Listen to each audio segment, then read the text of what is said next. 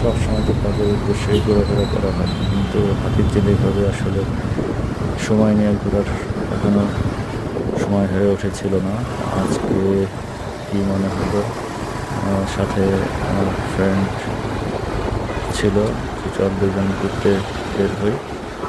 আজকে দুজন ঘুরলাম, অনেক কিছু দেখলাম, ভালো মন্দ সব কিছু দেখে আসলাম। কীভাবে মানুষ অ্যাক্সিডেন্ট হাত থেকে বেঁচে যায় সেটাও দেখলাম। মোটামুটি হাতির ঝিলটা এখনও আগের মতন আর আলোকসজ্জা নাই, মানুষের সমাগম কম। ঈদের পরবর্তী সময় সেহেতু এখনও মানুষ আসতে পারে নাই, অনেক অল্প মানুষ ছিল।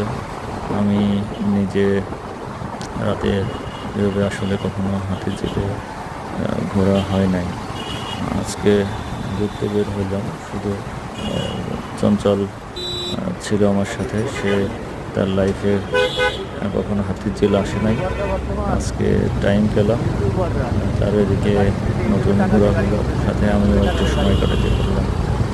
যদি সময় পেতাম আর ঘুরে আসতে পারতাম, যেহেতু অনেক রাত হয়ে গিয়েছিল, যার জন্য আবার ফেরত আসতে হয়েছে।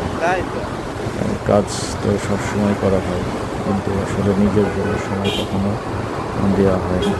তা আজ নিজের জন্য একটু সময় বের করলাম, তাও একজনের বদৌলতে।